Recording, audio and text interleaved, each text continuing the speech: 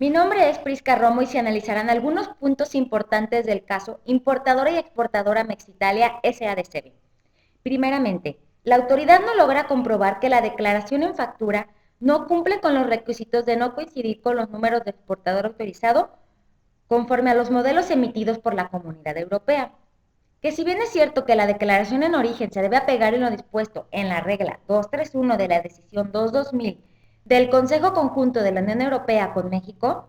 en donde el exportador debe contar con autorización emitida por la autoridad aduanera para declaración en origen, más importante es el atenerse en lo dispuesto del artículo 15 y 20, estableciendo la forma en que debe de venir manifestada la declaración.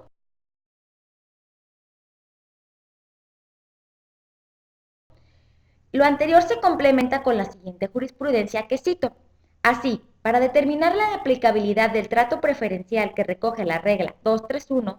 la autoridad hacendaria debe necesariamente atender a lo que en esta se ordena, pero en concordancia con los artículos 15 y 20 del anexo 3 de la decisión 2-2000, relativos al acreditamiento del origen de la mercancía proveniente de la Comunidad Europea, mediante una declaración en factura y no limitarse a analizar el caso concreto exclusivamente a la luz de la regla en general. Por otro lado, la autoridad determina que los números no coinciden conforme a los modelos emitidos por la Comunidad Europea de acuerdo al artículo 21 del anexo 3 de la decisión 2-2000 del Consejo Conjunto entre México y la Comunidad Europea, publicado en el Diario Oficial de la Federación el 30 de junio del 2000. Lo anterior debido a que en la resolución de la regla 231, rublo A,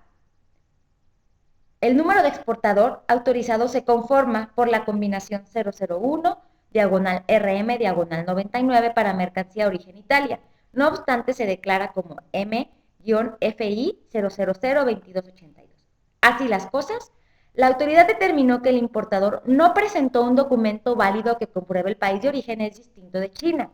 y por consiguiente se encuentra sujeto al pago de cuotas compensatorias. Dicha presunción se fundó y motivó como le sigue. Determinó se incumplió con el artículo 4, fracción 1, inciso C, y fracción 2, inciso C del acuerdo por el que se establecen las normas para la determinación del país de origen de las mercancías importadas y las disposiciones para su certificación en materia de cuotas compensatorias, publicado en el DOF el 30 de agosto de 1994. No obstante, mediante oficio 325 de fecha 22 de marzo del 2001 emitido por el SAT,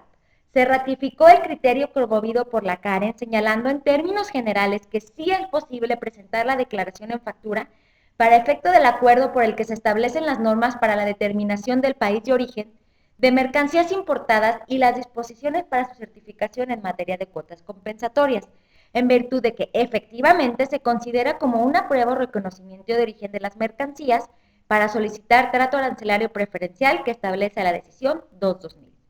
Lo anterior debido a que en el artículo 4, fracción 1, inciso C, antes mencionado, explica que para efectos de aplicar trato arancelario preferencial se debe presentar un certificado de origen. En complemento, la fracción 1, artículo 15, del anexo de la decisión 2-2000 del Consejo Conjunto del Acuerdo Interino sobre Comercio entre los Estados Unidos Mexicanos y la Comunidad Europea, publicado en el DOF el 26 de junio del 2000, indica que también se puede presentar una declaración en factura.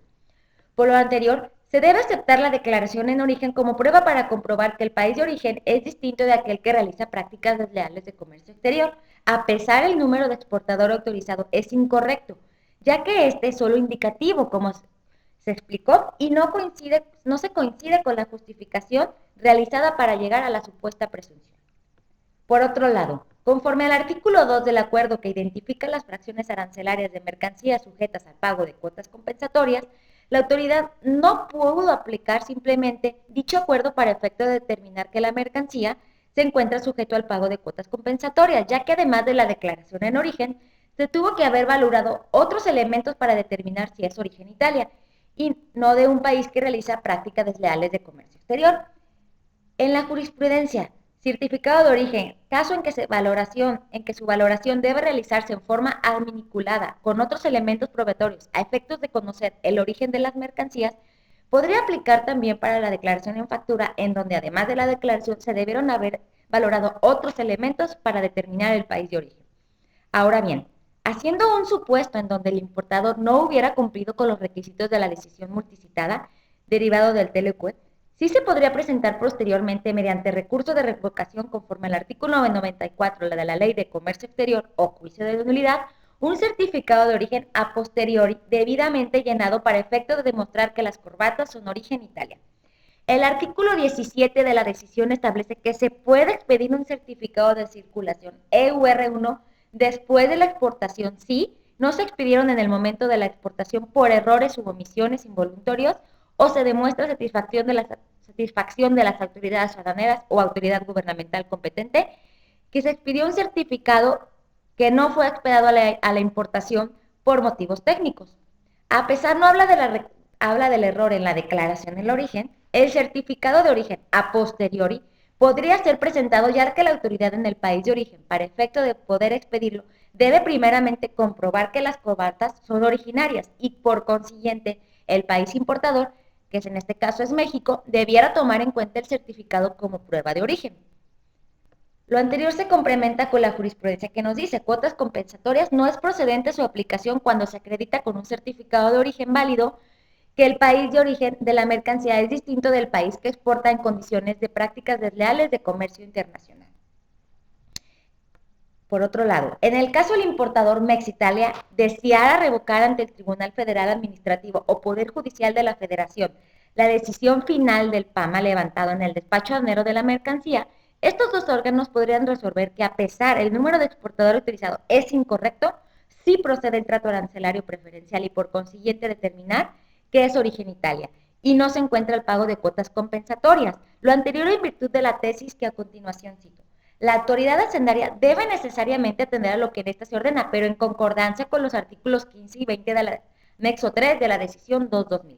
relativos al acreditamiento del origen de las mercancías provenientes de la Comunidad Europea mediante una declaración en factura, y no limitarse a analizar el caso concreto exclusivamente a la luz de la regla, que en ninguna forma puede establecer exigencias mayores de las previstas que el cuerpo legal que le instrumentan. Asimismo, cito una tesis que también ayuda a justificar lo anterior. En tal virtud, si el demandante en el procedimiento contencioso administrativo sostiene como agravio que la obligación de asentar el número de exportador autorizado no se deriva de la legislación aduanera ni del acuerdo comercial celebrado entre México y la Comunidad Europea, su pretensión debe declararse infundada en virtud de que dicho requisito efectivamente se constituye en una obligación legal para quienes importen mercancía originaria de la Comunidad Europea, aplicando el trato arancelario preferencial establecido en la decisión 2000.